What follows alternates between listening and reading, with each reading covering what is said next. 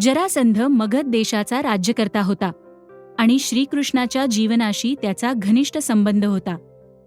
या कथेत आपण जरासंधाविषयी आणि श्रीकृष्णाशी असलेल्या त्याच्या नात्याविषयी जाणून घेणार आहोत. मगधेवर जेव्हा राजा बृहद्रथ राज्य करत होता तेव्हा त्याची प्रजा खूप खुश होती. बृहद्रथाचा विवाह काशीच्या जुळ्या राजकुमारींशी झाला आणि तो एका आनंदी गृहस्थ जीवनात बांधला गेला. जसजसा काळ पुढे सरकत होता तशी राजाच्या मनात पुत्रप्राप्तीची इच्छा वाढू लागली. अखेर बृहद्रथानं निर्णय घेतला आणि त्याने आपल्या दोन्ही पत्नींना त्याविषयी सांगण्यासाठी बोलावलं. तो म्हणाला, प्रियांनो, माझं बोलणं लक्षपूर्वक ऐका. आपली पुत्रप्राप्तीची इच्छा पूर्ण करण्यासाठी मी वनगमनाचा निर्णय घेतला आहे. बृहद्रथाचं बोलणं ऐकून राण्यांना खूपच धक्का बसला, परंतु त्यांनी बृहद्रथाचं म्हणणं मान्य केलं. राजाने आपलं राज्य सोडलं आणि जंगलाचा मार्ग स्वीकारून पायी चालत तो चंड कौशिक ऋषींना शरण गेला. राजानं मनोभावे ऋषींची सेवा करण्यास प्रारंभ केला आणि आपली कर्तव्य संपूर्ण निष्ठेने निभावली. ऋषी त्यांच्या समर्पणाने खूपच प्रसन्न झाले आणि ते राजाला म्हणाले, हे राजन, मी तुझ्या समर्पणावर प्रसन्न झालो आहे. तू एक राजा असूनही निकृष्ट दर्जाची कामही मन लावून केलीस. मी तुला एक वरदान देऊ इच्छितो. सांग, तुझी काय इच्छा आहे? राजा बृहद्रथ चंड कौशिक ऋषींना वंदन करून म्हणाला, हे ऋषीवर, मी एक निपुत्रिक राजा आहे. मला फक्त एक पुत्र हवा, जो माझ्या राज्याचा वारस बनेल. बस, माझी एवढीच एक इच्छा आहे. मला पिता व्हायचं आहे. हे ऋषीश्रेष्ठ, मला संतान प्राप्तीचं वरदान द्या.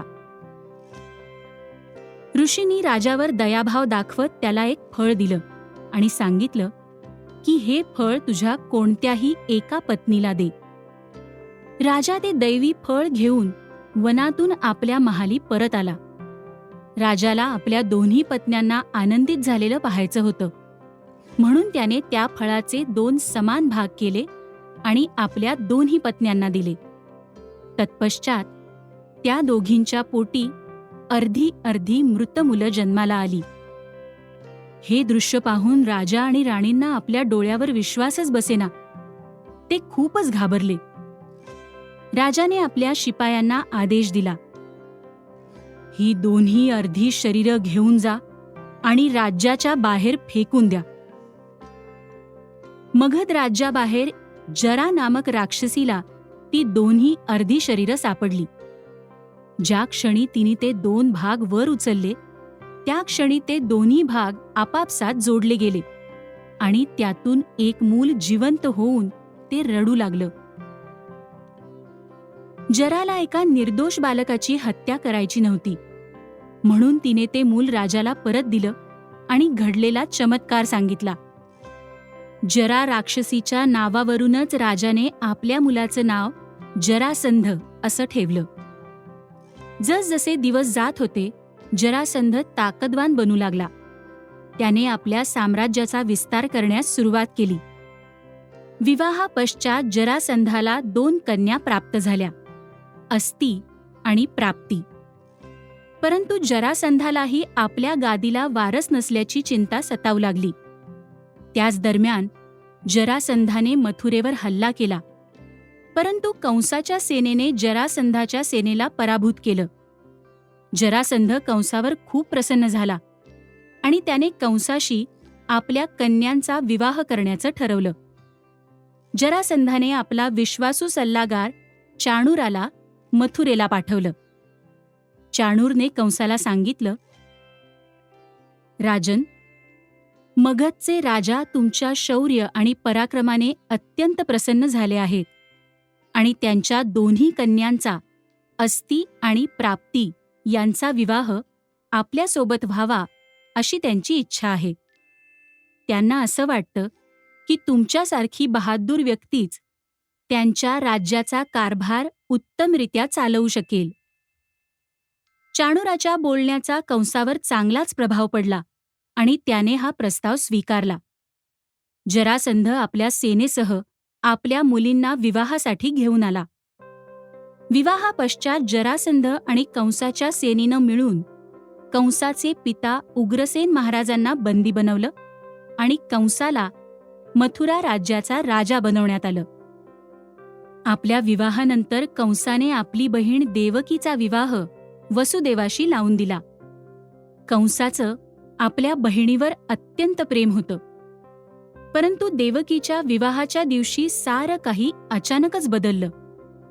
जेव्हा देवकी लग्नमंडपातून बाहेर येत होती तेव्हा अचानक आकाशात काळ्या ढगांनी गर्दी केली. जोरजोरात विजा चमकू लागल्या आणि तेवढ्यात मेघगर्जनेसह आकाशवाणी झाली, कंसा, तू ज्या तुझ्या बहिणीवर इतकं प्रेम करतोस तीच तुझ्या सर्वनाशाचं कारण ठरेल. तिचं 8वं अपत्यच तुझा कर्दनकाळ ठरणार आहे. काही क्षण कंसाचा या भविष्यवाणीवर विश्वासच बसला नाही. मात्र जसा तो भानावर आला तशी त्याने आपली तलवार उपसली आणि तो गरजला, देवकी, आत्ताच मी तुझा जीव घेतो. कंस सर्वांसमोर आपल्या बहिणीला मारायला धावला. वसुदेव मध्ये पडला आणि दयेची याचना करत म्हणाला, हे कंसा, मी तुझ्याकडे दयेची भीक मागतो. आम्हा दोघांना मारू नकोस. मी स्वतः तुझ्या हाती माझं मूल सोपवेन, पण आम्हाला जीवनदान दे. हे ऐकून देवकी अस्वस्थ होऊन म्हणाली, वसुदेव, तुम्ही काय बोलताय? कंस माझ्या अपत्याचा वध करणार हे माहीत असूनही मी त्याच्या हाती माझं मूल कसं देऊ? कंसाने देवकीच्या बोलण्याकडे दुर्लक्ष केलं आणि तो वसुदेवाला म्हणाला, वसुदेव, तू चांगला मनुष्य आहेस.